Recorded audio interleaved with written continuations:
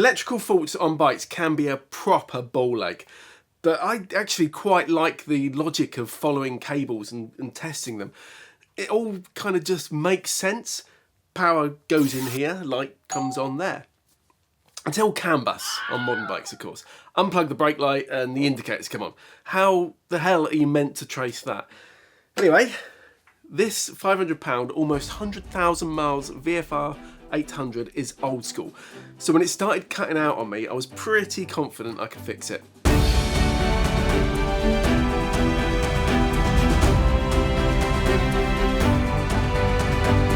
If you've been watching these diaries, you'll know that I always warn you that they're not meant to be a how-to guide. Get yourself a Haynes manual if you want to work out on your bike. Don't just trust somebody because they're on YouTube. What I hope you'll be getting from these, though, is what it's really like to own and live with a high mileage bike.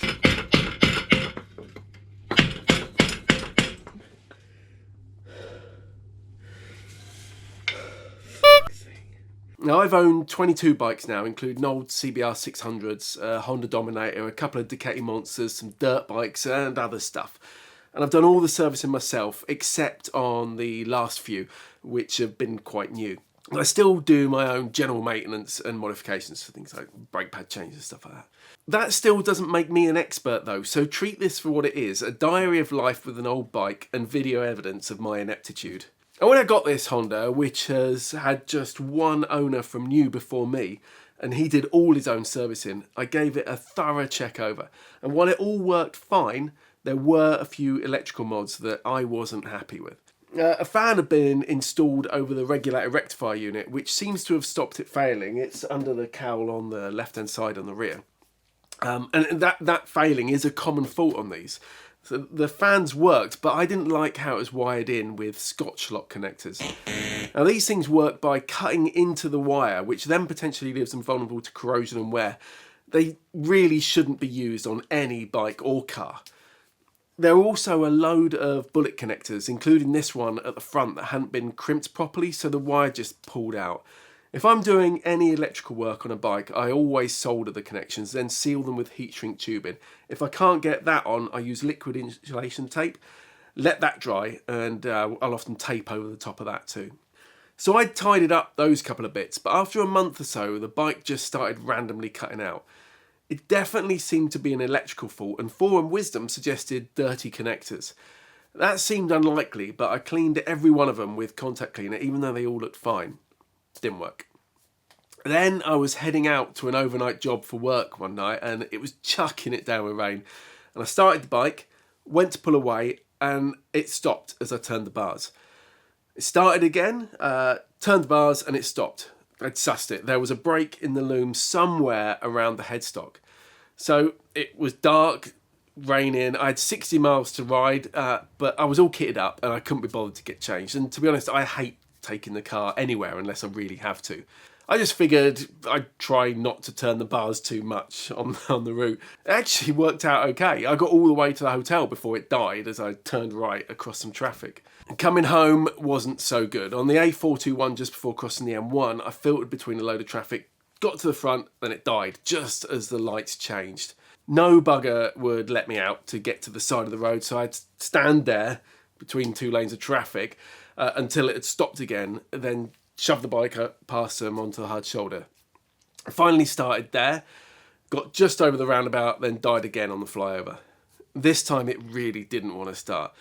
I was shoving my hand into either side of the headstock trying to find the brake, but it was about 5 minutes before it just caught again. Oh, and it was raining, of course. I rode home well gingerly after that, not wanting to turn the bars at all.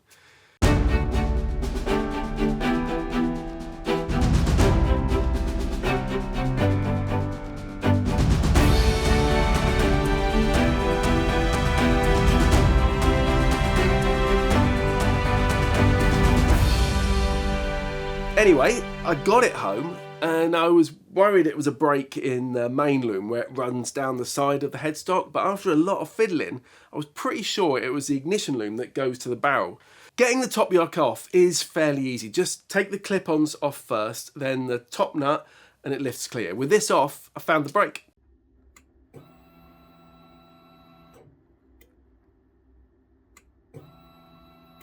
The front fairing had to come off to get to the plug, but then the switch assembly is free.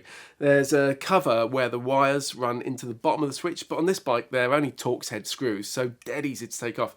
I had actually thought I might have to drill out security bolts or something with this, so it was easy. I bought some new wire of a similar gauge from Halfords using my discount. Now, anyone who bought their bike insurance direct from Bennett's gets hundreds of discounts like this with their free Bike Social membership, along with exclusive track days, training, competitions, and loads more.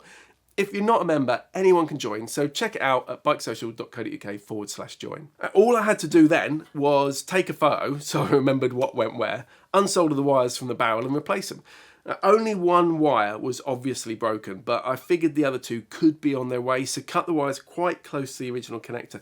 But this also meant that I could be sure the joins would be well out of the weather. Then I soldered the new wires on. Do you like the Kirby solder fume extractor I made?